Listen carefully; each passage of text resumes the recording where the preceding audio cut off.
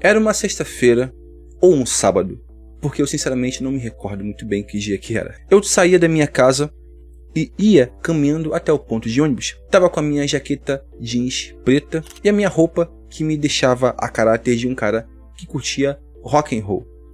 Era mais ou menos junho ou julho, eu também não me recordo, mas era época de festividade São João, festa junina. E lá estava eu, indo pro ponto de ônibus, subindo no ônibus e iniciando o meu rolê de final de semana. O destino? Um lugar que eu adotei como o meu ponto de encontro para as minhas tentativas de mudar a minha perspectiva de vida. Pensa nesse seguinte cenário. Já estava mais ou menos 1 ano e alguns meses solteiro de um namoro de 7 anos que simplesmente deixou profundos buracos na minha vida. De um término que eu senti uma profunda perda. Em seguida, uma relação frustrada com uma garota que não chegou a acontecer e que também causou em mim muitos buracos emocionais. E lá estava eu, indo pro Rock and Beer. Rock and Beer basicamente é um bar cujo público-alvo são roqueiros, jovens que gostam de rock and roll, e eu sempre fui um jovem que curto rock and roll. E nesse evento, cara, foi interessante porque lá tinha Barraca do Beijo, tinha toda uma galera vestida a caráter, tinha banda com pessoal com chapéu, pintado de caipira, tinha o pessoal vestido de camisa xadrez. Tava muito interessante você ver aquele bando de roqueiro que costuma se vestir de preto, colocando roupinhas xadrez, meninas com roupinha xadrez rosa, ao mesmo tempo em que tudo aquilo contrastava com aquela trevosidade de roupas, sei lá, pretas, camisas de banda, couro, enfim. E lá estava eu, cara, eu tava no meio de uma galera, se não me falha a memória, eu não me recordo muito bem, tá? Que eu conheci no bar ao longo de idas anteriores. Nesse dia, eu tava muito mal comigo mesmo. Autoestima no chão, cara. Eu tava realmente muito mal. Tudo me dava gatilho. Se eu tentasse fazer contato visual com alguma garota, na tentativa de simplesmente fazer aquele scanner, e de repente eu percebia que a garota olhava, virava, então dava qualquer micro sinal de rejeição, aquilo destruía a minha autoestima. Se eu puxasse assunto com um brother para socializar e de repente o brother não mostrava muito interesse, aquilo me dava gatilho de rejeição. Para vocês terem uma ideia, eu tava extremamente sem coragem de puxar assunto com ninguém. Eu estava devastado sentimentalmente porque 1 ano e pouco após meu término, era essa a fase em que eu estava entrando na minha pior fase psicológica. Eu nunca tinha contado isso no canal porque, cara, a gente está tentando todo dia melhorar. Mas essa fase foi terrível, a fase dos março, abril, coloca aí, todo o ano de 2022, até mais ou menos o final do ano. E qualquer sinal de rejeição era suficiente para eu levantar e senti uma profunda vontade de ir embora. As músicas me davam gatilho, eu não me sentia um cara apto. E eu lembro que nesse dia, eu tava no bar e eu via muitos caras chegando nas meninas, assim, de relance, e de repente eu via um beijo acontecendo. Na Barraca do Beijo, de repente alguém ia pra trás da Barraca do Beijo e começava a gente se pegar. E eu olhando aquilo, eu falei, caraca, mano, o que acontece comigo, mano? Eu não tenho força de vontade para chegar em garotas, a minha cabeça tá uma zona, eu tenho um monte de crenças limitantes, eu não consigo fazer muitas amizades, muito embora eu já tivesse feito muito progresso só indo pro bar e feito interações com o pessoal da casa, feito algumas amizades no bar, amizades que até hoje eu carrego desse bar. Já tem muito tempo que eu não vou porque agora eu tô muito ocupado, mas eu tô louco pra voltar lá qualquer dia. E eu lembro que eu fui embora, cara, assim, me sentindo extremamente estilhaçado. E por que eu contei essa história pra vocês? Porque quando você quer socializar, se você quer restabelecer uma vida social, uma vida amorosa com mulheres, você precisa estar com a sua cabeça boa. Você precisa estar com tudo no lugar, pelo menos no seu emocional. Você tem que estar o mínimo saudável emocionalmente para você conseguir fazer uma interação ser viável. Quando eu penso nessa questão toda de você buscar tudo isso, a primeira pergunta que você tem que fazer é: o que eu penso de mim mesmo? O que você pensa de si mesmo, cara? Quando você olha pro espelho, você tá se arrumando pra sair, o que você vê? Você vê um cara incapaz?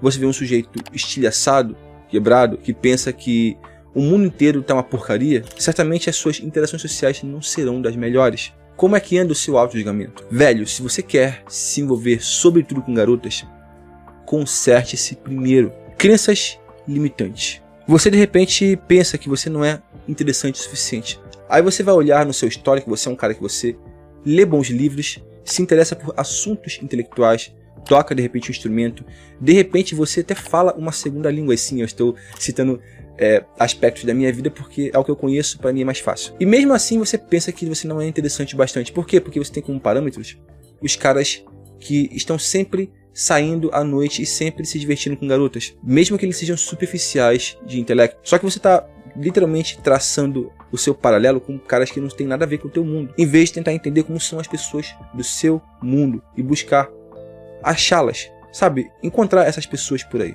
Você está na academia, você pensa que você não é o cara mais confiante. Vai num bar, igual na situação do Rock and Beer que eu falei, você vê caras abordando as meninas e de repente um beijo acontece. E você pensa, caraca, mano, eu não sou um cara autoconfiante. Tem muito mais caras confiantes do que eu nesse lugar, logo eu não sou interessante por isso. Tô frágil, tô tímido, minha postura tá toda fechada. E você sente que você não é confiante. E isso te coloca, sabe, no estado de onde você tá esquivo. Você não quer se expor, você tem medo de ser o centro das atenções. De repente você tá desempregado, cara. Você quer sair, quer socializar, se envolver com pessoas, mas você tá quebrado. E você sabe que o homem, ele é muito atrelado ao resultado. Então, você não ter dinheiro te torna frágil, te torna inseguro de você simplesmente, às vezes, abordar uma menina para trocar uma ideia. Porque você tem receio da coisa escalar e você perceber que você não tem como fazer aquele date ser minimamente interessante, pegando a sua bebida, de repente oferecendo uma bebida, de repente comprando coisa para você comer, porque você não tem como. Isso te torna um cara inseguro. Tudo isso são crenças limitantes. Porque você, mesmo cheio de habilidades, pensa que não é interessante. Por questões psicológicas, por questões momentâneas que você está passando, você pensa que você não é um cara confiante. E às vezes você não é, tu vai ter que trabalhar nisso. Eu mesmo, cara, melhorei meteoricamente a minha sociabilidade. Coloca aí, de 2021 pra cá. Quando eu saí do meu término, eu era um cara que eu não tinha tantos motivos pra socializar. Eu tinha o que eu queria. Alguns amigos e uma namorada. Isso é um erro, cara. Quando você tá no relacionamento, você tem que se manter o mais sociável possível. Porque depois de um término, não vai ser nada difícil pra você estabelecer contatos com outras garotas e simplesmente voltar pro seu jogo natural de homem com mulheres. E obviamente ir atrás de projetos pra você ganhar dinheiro. Tá? Não tem muito o que fazer nessa questão toda. Terceirização da culpa. Depois de fazer parte durante muito tempo da comunidade Red Pill e entender muito como funciona a cabeça da rapaziada, ficou muito claro pra mim, cara, que existe muita terceirização da culpa. Isso não é uma coisa exclusiva dessa comunidade. Na verdade, isso é um traço muito facilmente encontrado em muitos homens, sabe? Por exemplo, hoje em dia, com toda essa questão da tecnologia, do Instagram, muito é dito de que, meu Deus do céu, a promiscuidade está presente em todas elas e blá blá blá.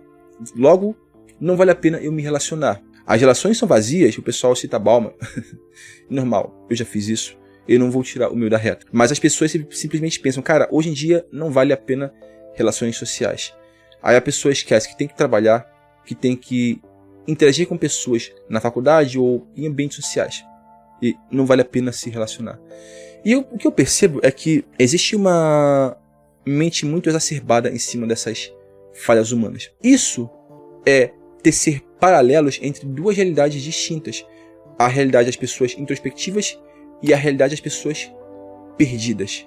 Note, eu não falei das pessoas extrovertidas, eu falei das pessoas que são perdidas. Porque há pessoas que são extrovertidas, mas que são corretas e sensatas. Assim como pessoas que são extrovertidas, que são completamente perdidas e degeneradas. Assim como há pessoas introvertidas, introspectivas, que são os dois. Há os que são degenerados e os que são sensatos. Só que a gente tem essa mania, de tecer a regra pela média.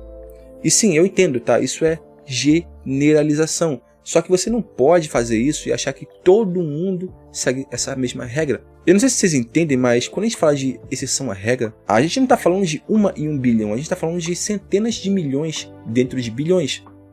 A questão é que a humanidade é tão grande, tão complexa, que a gente tende a perceber essas pessoas como extintas ou raríssimas. E não, às vezes do seu lado existe uma pessoa introspectiva decente. Então sim, eu acho a generalização burra. Ao mesmo tempo que ela é útil para a compreensão, ela é burra se você praticar isso a ferro e fogo. Então sim, isso é terceirizar a culpa. Também há a questão do amortecedor, tá? Que é basicamente o sujeito que ele usa essa premissa como simplesmente um suavizador, tá? Para ele não abordar garotas, para ele não buscar conhecer amigos novos. Como assim? Cara, conhecer garotas é muito difícil, né? Isso tem que ter um pouco de coragem da sua parte e desenvolvimento pessoal para você ser um cara minimamente interessante. Mas como é difícil, de repente assumir que todas não prestam é uma excelente desculpa, né? Porque isso tira a obrigatoriedade, uma vez que não adianta que eu faça, não vai dar certo mesmo, não é? Eu sei que esse pensamento ele é bem corriqueiro nas comunidades masculinas do YouTube, é um erro. A generalização ela é boa para você entender as coisas, mas ela é burra se você levar a ferro e fogo em prática. O peso do passado. Se você foi traído, muito provavelmente, se você é novo, né, e você, por exemplo, foi traído pela primeira vez, muito provavelmente você tem aquele pensamento de que vai acontecer de novo. De repente você era um cara que na escola, no período de, sei lá, ensino fundamental, ensino médio, eu fui muito rejeitado, cara, do meu ensino primário, fundamental e início do ensino médio. No ensino médio foi quando a coisa começou a melhorar um pouco pra mim, mas eu já tava em desenvolvimento pessoal, nem sabia do termo, na verdade, né? Academia, comecei a querer investir um pouco melhor, não ser o cara ultra mega diferente de todo mundo, já comecei a ser mais parecido com os meus amigos, a coisa tendeu a facilitar pra mim. Mas se você foi muito rejeitado, isso certamente enraizou em você essas crenças de que você não é bom bastante, que você não é bonito bastante, que você não é interessante bastante, que você não merece o bastante. Tem muitos caras que simplesmente não conseguem a ideia de se relacionar com garotas que são muito atraentes porque pensam que não merecem. Eu sou esse tipo de cara. E vocês não têm ideia de como é difícil você se convencer do contrário. Aliás, eu sei que vocês têm ideia. De repente vocês só não pararam pra pensar a respeito. É muito comum um cara muito rejeitado ter essa impressão de que mulheres bonitas, sei lá, não são muito interessantes porque no fundo, e eu digo por experiência própria, a gente acha que não merece. E por que você não merece? Por causa de experiências, cara, de 20 anos atrás, de, sei lá, de 30 anos atrás, né? Às vezes o cara tem 40 e poucos anos e ele ainda acha que garotas bonitas não estão na esfera dele. E às vezes o cara ele é desenvolvido, tem grana, ficou mais bonito, mas ele ainda acha que não merece. Por quê?